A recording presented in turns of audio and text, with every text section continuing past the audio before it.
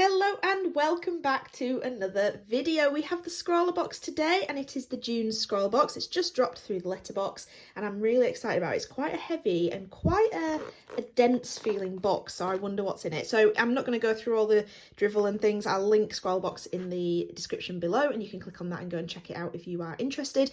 So let's get into the box and see what we have. Let's take all this out. Okay, we've got a bit of a leakage. Put that to the side. So let's not open that just yet. So we have the Scrawlr zine, which I will flick through once we've gone through everything so that we don't get any spoilers. We have a few bits here. Okay, let's start off with the featured artist. So that is a stunning piece of artwork. Look at the detail in there. Beautiful, beautiful. So we've got, I don't know, a little bit of a mixed media going on here. Interesting. So, oh God, a lot of information. We don't usually get this much. So this is Iskra Sale. Iskra is a fine artist living and working in London, England. So I'm not going to go through all of that, but there's quite a lot to read. So I'll kind of leave it there and you can pause it and read a bit about her. And then under here is some of their socials, so I'm going to check those out after this video. I think very nice. I like that. It's beautiful artwork. Okay, let's pop this in the middle and pop that there. Okay, so let's open up this little package. Let's not spoil that yet. All right, let's get all this out so we're not crinkling about. Okay, so first off, we have a Werther's original. Oh, Werther's are my favourite. I don't get them often because they're obviously really bad for you, but I love a Werther's original, so I'm excited about that. Our vinyl sticker is a little snippet of that artwork. Very, very nice. I have a little pot full of these vinyl stickers and I don't know what to do with them, so I'd love for some of you to give me some ideas in the comments below on what I need to do with these stickers. Maybe I need to create a little sticker book or something, but yeah. Very, very nice. Okay, on to the supplies. So let's start off with the big elephant in the room. We have Wolf's graphite sketch set. So Wolf's pencils are established in 1796 and their pencils are known for their smoothness and consistency. Very, very nice. So, oh God, look how sharp those pencils are. Okay, so a pretty standard set of pencils with an eraser and a sharpener. And then what is this? We got a little charcoal, it's a bit cracked, that's fine. A carbon stick, perfect for adding larger sweeps of shading and expressive strokes. Very, very nice. So I'm excited to try these. Very nice. I've already got this all over my fingers. Graphite is not my favourite. I mean carbon, charcoal, that's the word. It's not my favourite, so we'll see. As you can see, it's all over the tin on the inside and the outside, but very nice. Then next we have the Pilot Supercolour marker pen in gold.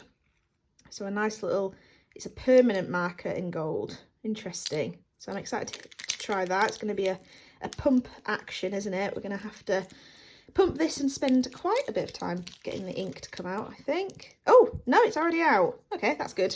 Saves a bit of time. Very, very nice. A nice thick, broad stroke. And then the last supply is a white coal pencil in medium by Kohinoor. Very nice. Okay, so this is definitely not my favorite sort of thing. And then the papers we have some A5 drawing paper by Frisk 200 GSM. So it's got quite a nice smooth texture with a little bit of grain, perfect for the pencils. And then we have some trace down carbon paper, A5, so it's a transfer paper. I must admit I've never used transfer paper, never used it, so I don't, that's going to be an experience and something interesting to try. Oh, cool. Okay, very nice. So let's have a flick through the zine next. So we have the first page spread with all the supplies on. Oh, this Werther's original has a creamy filling. Interesting. Then we have some more about the artist. So clearly this kind of gold and graphite is very much a style. So interesting, very nice. We have some Scrawlr tips and things to try, which as always I will read through as we swatch the supplies. Some more Scrawlr tips and behind the artwork. So it seems to me that they use gold leaf, so the gold pen is kind of a bit of a substitute for that, which is fair enough, so interesting. I like that the supplies are very, very similar to what she is using, which I always like that. I know it's not always possible, but I do like that. Then we have the Scrawlr gallery. Oh, I'm on there. Oh, great. So this is some of the artwork that us as purchasers of the box have tagged on social media. So this is from 2 months prior to the box we are currently opening. So this is the Metamorphosis when we had, I think it was some pencils. Yeah, these large Faber-Castell pencils. And mine's featured on there. Oh, fantastic. There's some lovely ones on there. I really like those. God, look at this. Oh, her own reality, of course. Did a Last of Us little thing there. Very nice. And then the top 3. So they always choose 3 top ones. Emily Edwards, Amy May and Katie Hawkins. Very good. Oh, they're all fabulous. Really, really nice. Oh, great. Great, great, great. And then the Scrawlr Extra is a little bit about gold, which is very fitting. And some more Scrawlr Gallery. So that's new. That's a new little roundup there that they've added. Very good. So, very nice. Right, the last thing to do is to check what our Scrawlr challenge is. And it is Midas Touch. Okay, very good. Okay, I feel like that's very broad. I think we can really do something cool with that. So I'm excited to try these. I'm excited to do something that I usually don't really do because I hate it. So let's see what we can come up with for Midas Touch.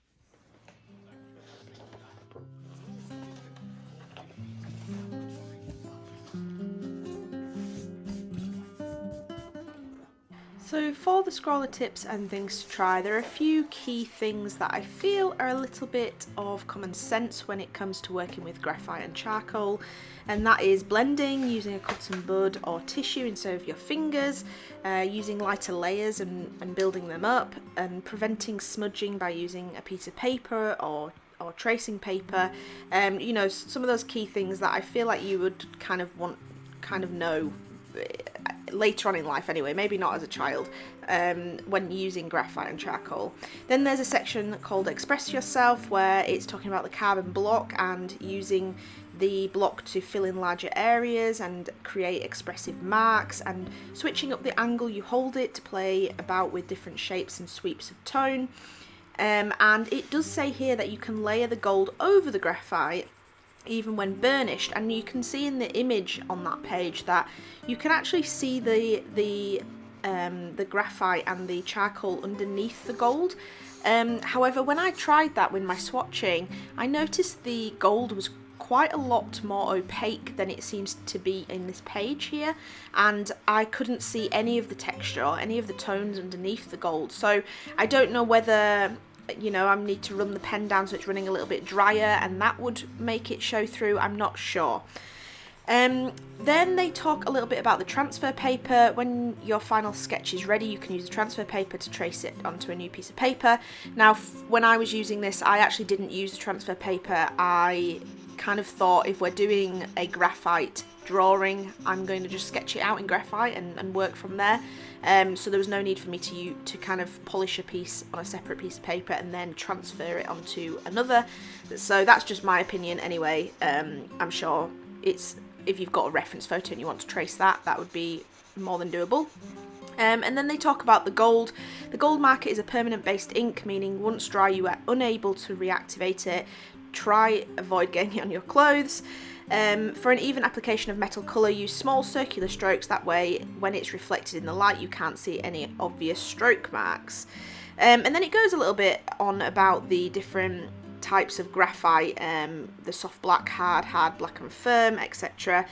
So nothing too in-depth there in terms of using the supplies. So onto the artwork here. As you can see, I found a reference photo of 2 hands in water, and I'm not gonna lie, I absolutely ripped that idea off completely from the reference photo. I found it on pexels.com, and I kind of thought, how about the hands kind of running through gold, liquid gold? So that's kind of the premise of this artwork, and I did try and cover all of the background with the pen. As you can see, I definitely didn't do small circular strokes, so you can see my you can see the lines that I'm scribbling on. But actually, once it all dried, and you'll see later I add something over the top, you actually don't see those lines very much. But the pen was so it was so full of ink, it just was juicy. That's the only word I can really think of how to put it, is it was juicy.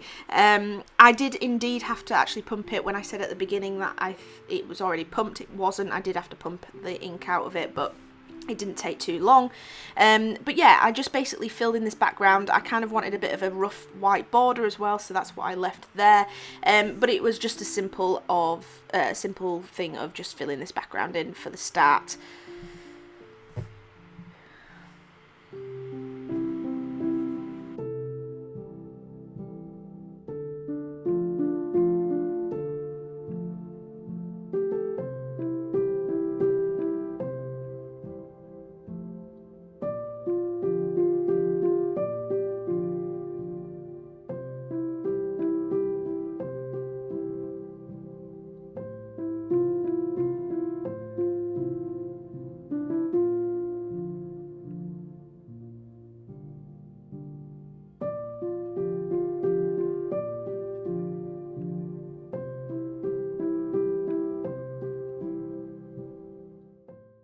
So onto the hands, where I used the actual graphite pencil set.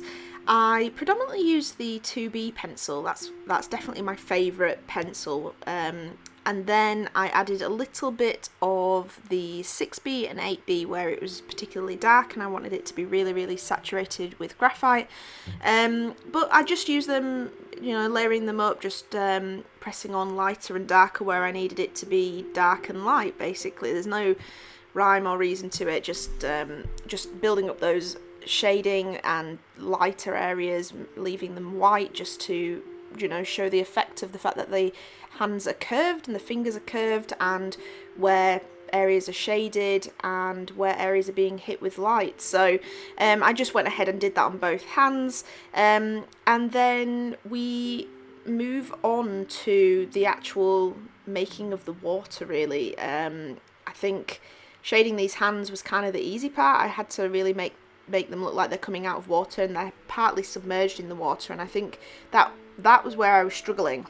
So like I mentioned in my testing, I did try the charcoal block over the gold and it did work, and I thought, fabulous, that is perfect for this idea, and it's definitely going to work, and I'm going to be able to do that. Was I wrong? Yes. Probably about half of this, I don't know whether the gold ink was a little bit thicker and a little juicier in those areas, but it didn't lay down, and in fact it caused a bit of a scratchy area. I managed to get enough of it down to kind of create the darkness I needed, but it definitely wasn't reacting how it was in my tester. So I definitely, you know, Scrawlr say it in every one of their zines, and I say it in every one of my videos, always test your supplies. It's just a must, because sometimes they react differently and you need to test them and test them and test them to see how they're going to react, and I clearly didn't do that enough. But yes, as you can see here, this is where it was kind of not laying down. As you can see, it's just shining over the top, whereas as I moved lower down, you can even see the ink there. It's clearly thicker at the top there than it is at the bottom, but as I move down, I can definitely lay on a darker, thicker amount of charcoal, and it just worked way better. But I basically just layered this up, kind of creating swirls that I saw on my reference photo, making sure there's shadow where the hand is kind of being shadowed over the water, and just building up that colour. Like these areas here, there's two fingers underneath the water, so I kind of left a little bit of white around them so you can kind of see the shape, but they are in fact submerged and you can just about see them. So that's kind of the effect I was going for with that, and I think I captured it. I think I captured the swirlingness of it and kept the gold look of it, and basically that's the basis of this artwork of Midas Touch. My take on that is these hands are swirling or turning the water gold, maybe is another way of looking at it. But I'm really pleased with it. I think it's turned out quite well. I used the white charcoal pen just around, pencil around the hands, just to create the suds marks where there's a bit of a build-up of suds around the hand. I think it worked a little bit, but I don't know how that would have kind of worked with gold. But anyway, I didn't really think about that at the time. I just thought it needed some highlights, and that's where I added them.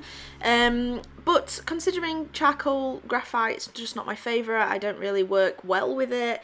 I think I like how this turned out in the end, and I think I definitely hit the brief of Midas Touch. So do let me know what your thoughts are, and let me know how you found the box if you received them. I'd love to know your thoughts. So thank you very much for watching. I hope you've enjoyed this video, and I'll see you in the next one.